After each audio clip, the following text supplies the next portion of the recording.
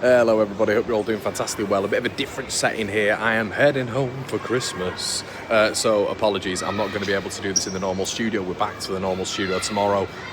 As you know, I just want to say a big thank you to all of you for the Tanaka bits. Listen, we've had to restock because there's so much Tanaka bits that have gone out. The merchandise is still very, very available. Make sure you check that out. We have restocked all that sort of good stuff, so make sure you do that.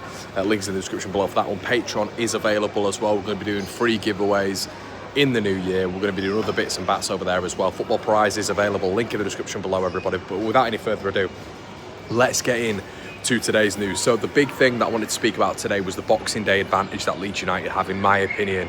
So a lot of these game week fixtures, we've been a little bit worried about Leeds United playing almost before, you know, Sheffield United in particular, but Burnley as well, and it's happened quite a lot of times.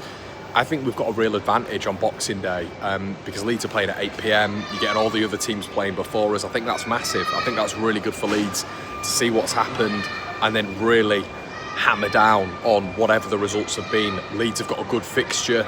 Burnley and Sheffield United playing before us. Really, I mean, I predicted a 3-1 win for Leeds United, but one of those teams is going to have to lose for me. I'm hoping Sheffield United get the victory in this one. Why? Look, I'd like to be champions. Of course I would. I'd love to, and that this can still happen. I think the irritating thing for me is Sheffield United's consistency, as we know, home and away, form-wise at the minute. I mean, they're only 3 points ahead of us, by the way. We've got a better goal difference, and we've won 3 games away all season, so that's a big credit to Leeds United. But their form is pretty good at the minute. They're just not losing games. So I think cutting off third is massive. I think cutting off third is absolutely huge. And by doing that, you've got to cut off Burnley. I think Sheffield United are a better team than Burnley. I think Sheffield United are going to do good business in January. I think they're going to replace Ollie Arblaster. I think there's going to be some other bits in there that they might do, especially with the new takeover. Burnley, TBC with that one. Leeds United, TBC with that one. But I think Sheffield United are the most firm, obvious in they're going to do other business. So I think they're going to get stronger. I still think, look, I still look at us and I still think we're a better team, but it doesn't matter. They're the most consistent at the minute. But if Leeds can edge out this game against Stoke City, this could be a new era for Leeds, a new dawn for us in terms of away matches. We weren't good last season when it came to away matches. 9 wins in 25 tells you that away from home. This season, 3 wins in 10 is almost following that same blueprint. We saw towards the back end of the season how it blew up in our faces when that away form dipped even more, and the home form dipped as well. So if we beat Stoke City, you know, the advantage that we have, like we've just spoken about, us playing afterwards, compiling hopefully the misery on Burnley, potentially even Sheffield United, we'll see what happens, but Burnley in particular, cutting their legs off really when it comes to a top 2 race, which would be lovely, getting ahead of the pack with goal difference and points, and maybe, you know, elongating that against Derby on the 29th as well. If we're able to do that, 2 away wins on the bounce, that puts Leeds into a completely different complexion, a completely different picture when it comes to our away form going into 2025. It's a mental thing as well. And I think if Leeds are able to do that, that'd be absolutely massive for the club. So I'm predicting a 3-1 Leeds win against Stoke, and screw it, I'm going with a 2-1 win against Derby as well. The other bit of news as well, going into this festive period, is Louis Barry.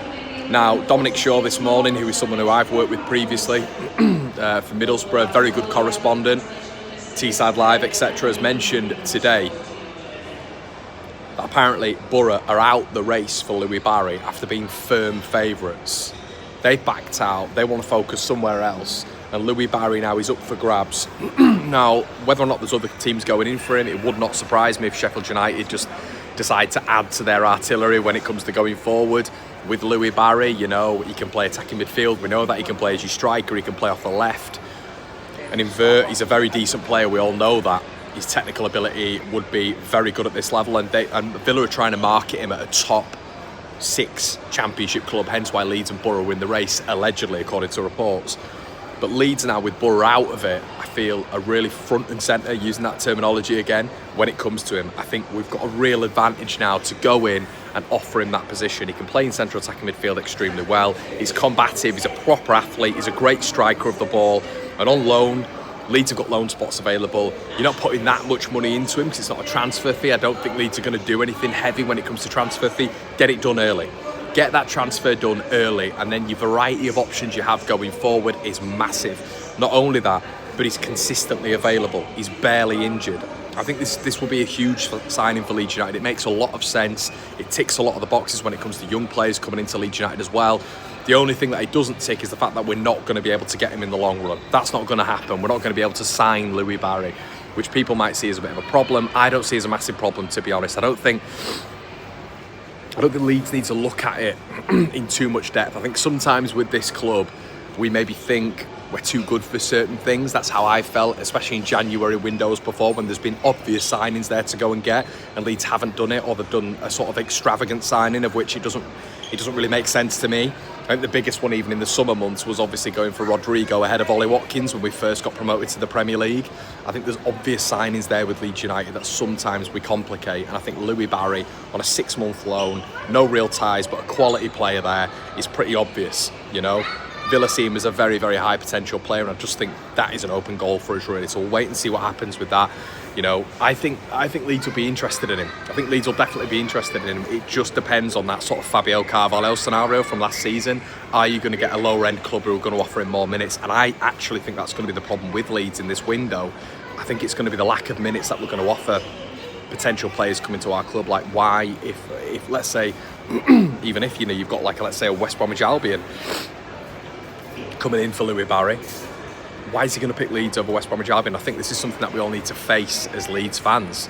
So I'm kind of going at it and thinking, well, look, if we can guarantee him minutes, if we can say, look, you're going to be competing with Brendan Aronson, it's going to be 50-50 split, it's based on a meritocracy. If you perform well, you know, it's based on that. You know, you have to perform to be starting for Leeds United. If it's like that, you can see it. If it's not, and it's just going to be Aronson all the way, then there's no point in someone like Louis Barry coming, you know.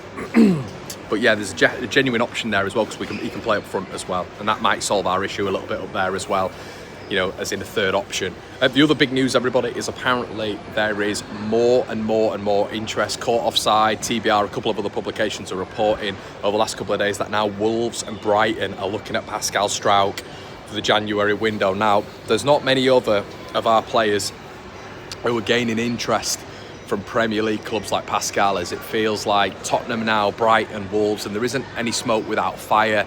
That's 3 clubs now who are being rumoured with the big man. I absolutely love Pascal. I think it'd be a nightmare if we let him go.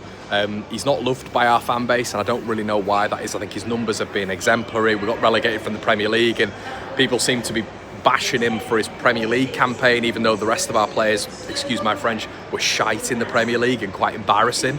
But Pascal seems to be badged with this consistently, and I don't really know why. I think Pascal has been an unbelievable servant to Leeds United. He's still young. I think he's developed as a football player. You compare him, his Premier League campaign, to someone like Ilan Meslier. Meslier has completely regressed where he's on the floor right now, and he was in the same team as Pascal. I think Pascal's improved and developed and got better, and I think that's something to take into consideration. And if there are 3 Premier League clubs in for Pascal Struijk, why is that? Why is there 3 Premier League clubs in for him? You know, if these are official, if these are correct, why? If he's that bad, that's something to take into consideration. Guys, make sure you like, comment, and subscribe. We're going to be back to normal settings tomorrow, the day after, all this sort of stuff. Merry Christmas if I don't see you till then, but I'm sure I will do. Thank you so much. I'll see you in a bit. Cheers.